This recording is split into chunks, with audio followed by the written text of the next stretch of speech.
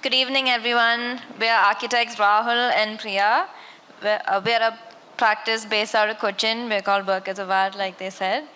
So coming on to a much lighter topic after the very intellectually stimulating one about urban design and planning, we're going to talk about something that's very close to us, that is architectural storytelling, and we're going to take you through some of our projects and explain how we do that. So through our projects, we aim to create spaces that tell stories. Some stories through some stories we try to talk about the context, some still tell stories about the materiality and like a color palette coming together, and some even tell stories, like very personal stories of our clients, and some really talk to the beholder in a very personal level. So the first project is our very first project that we did together. So yeah, we've got a small video. I was told we would have 10 minutes, but I see only 7, so I will have to cut this. But yeah, here we go.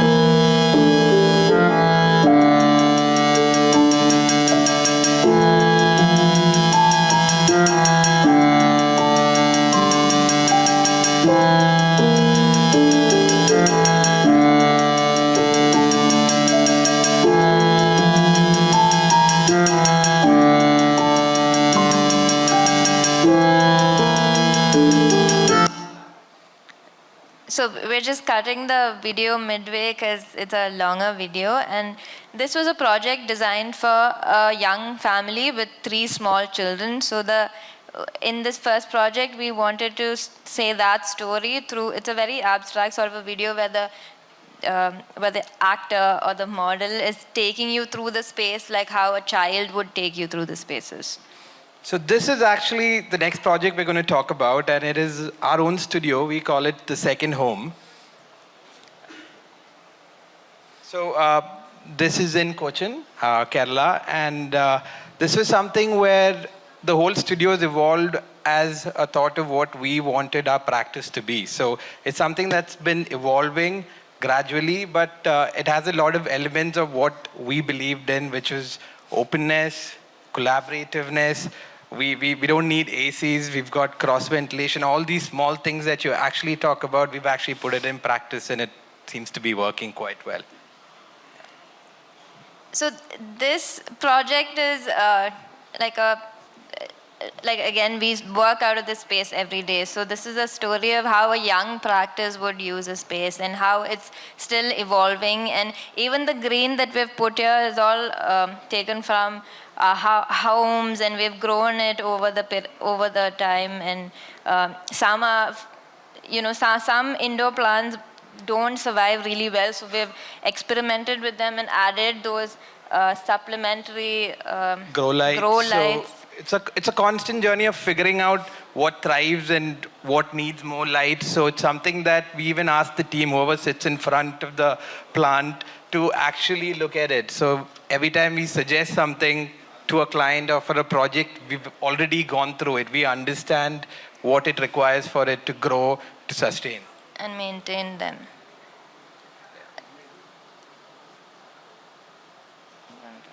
Also, the space, we were very conscious about bringing our identity. So that is our WOA, what we stand for. So there's a lot of spatial branding as well.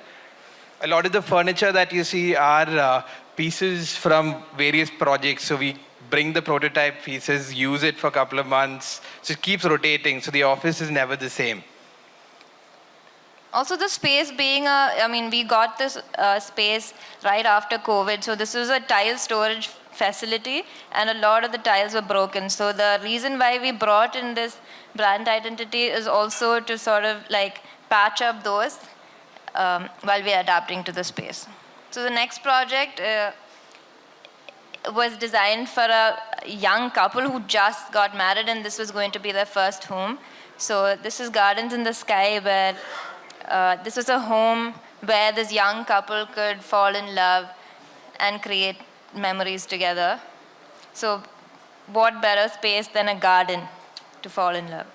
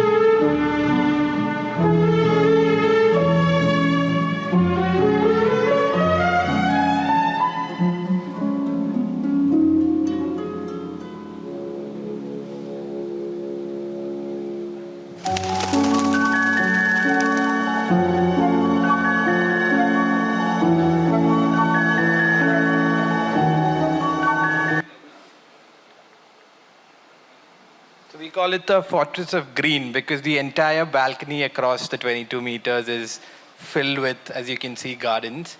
And here the whole process evolved, taking off all the bedrooms on the ground floor and just having two bedrooms on the top. The idea was to bring about a lot of connectivity, both vertically and horizontally.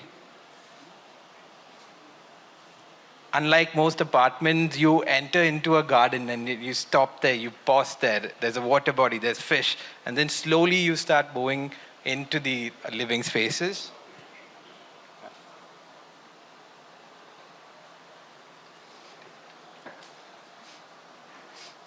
So as you can see, the center of the house is actually the red staircase, and it kind of goes back to the idea of the red apple in a Garden of Eden. So there's a lot of references, and also how the space evolves with time. You know, when it's just them, when it's just the two of them versus when the bunch of friends come around, right? So the ledge kind of transforms to a bar counter. So it's about all these spaces that constantly keep changing with the way the users use it.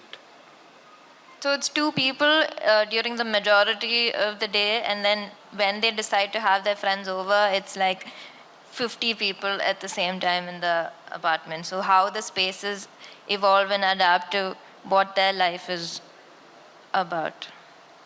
And also the idea was that we wanted to blur the boundary between the indoors and the outdoors. And in an apartment, it was something very interesting to do. We played with the volumes and how the grain kind of flows between the volumes. And the powder room is always an area that we try to bring about something which is very personal to the client. So kind of shows their character. So this one is young, whimsical, quirky. So that's one area we try to, be very different most of the times. And we often get the cues from the clients themselves.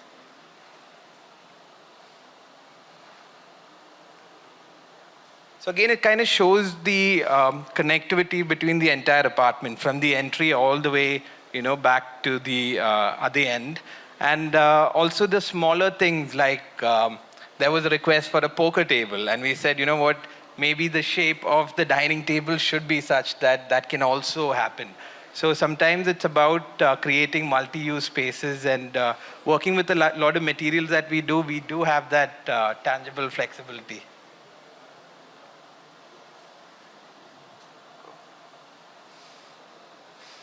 A lot of structural changes obviously were made here, and So The- this wasn't a double height space. As you can see, it was made to one. We have this bridge that kind of connects the bedrooms on the top. And the whole house is all about these visual connects. So from the master bedroom, you can look and find someone who's on the ground floor. Yeah.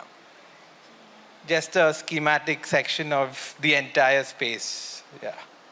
And there's also a lot of geometry, there's a lot of patterns that we try to create which seamlessly fits into the space. All right. All right. Yeah. So this is the third project that we're going to talk about, and it's a story of an adaptive reuse where we've converted old cardamom storage that is about 100 years old into a holiday home. It's actually in the process of getting converted. This is in a hill station in Kerala. So what you see on the left was what we saw the first time we went, and through the process of removing the plaster, we found our hero material. In this case, it was the blonde or the pink granite. And the whole idea was to then, reuse it, go back and find the people that worked on it earlier and rebuild something using the same stone. So it was a very interesting process where a lot of things just evolved at site, very few uh, drawings to start with. You would just take something and then you would go from there. So it was 2 floors, but we've now made it into a double height volume. Yeah. And then the extensions are with steel, so it kind of brings about a new character to the whole space. Walls are again very thick, 2 feet walls. So a lot of the punctures and openings were hard to make. So we had to work with what was there. Again, few renders of what we how envisioned. the space is going to turn out. It's an ongoing, it's still happening at site. And even the discovery of this pink granite, like this is not a stone that is available easily. So we had to find all the smaller sort of structures like the cow sheds and things like that, and sort of gather stones from all around the site and put this together. So this is more of like a sculptural and a very meditative process of finding, and then you'll realize that you don't have the certain number of stones for a certain wall, so you have to like sort of improvise on the go. These are some of the spaces in the bedrooms. All right, so I think that's about it. We were trying to beat the clock, and I think we did. But We skipped through the videos. for the rest of it, I think you should check it out. Please have a look at those videos. Something really cool that we did. So for us, like she said, it's all about how do you document a project in a different way where you can tell the story or the narrative in an interesting way. So that's something that we've always been working on. Yeah. Thank you.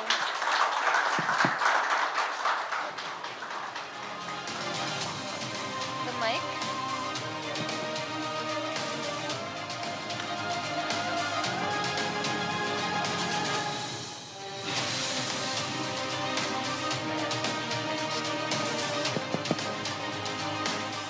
First and foremost, Rahul and Priya, very, very inspiring work. Thank you. And I like the first narrative that you set with the video.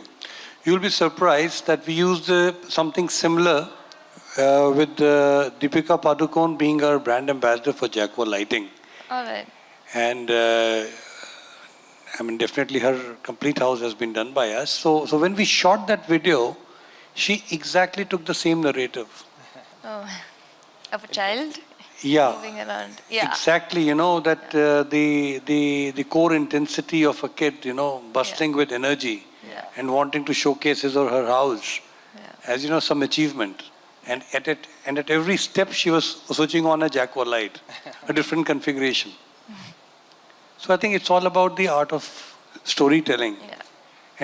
And I'm sure architectural storytelling has a long way to go. Yeah. I think it's a great space. Thank you. Great work. Thank you. Thank you.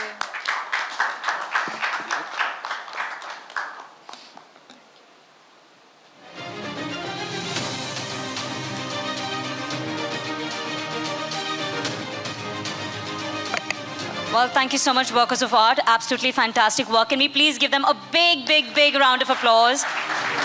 I mean, those designs look absolutely beautiful and stunning. Thank you so much for sharing that with us. And as a token of our appreciation, we would like to felicitate you with a memento. And may I please request Almirindo from Vasco Stones to kindly join us on stage to please do the honors. He's right there. May I request her to kindly take center stage, please.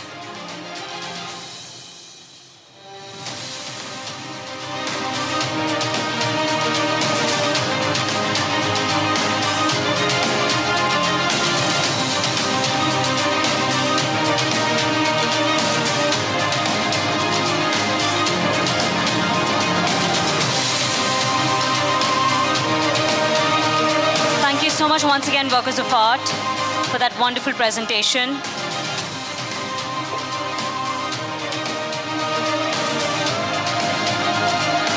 Once again, professionals, if you love their work, you saw their designs, how beautiful they were, a big round of applause for them.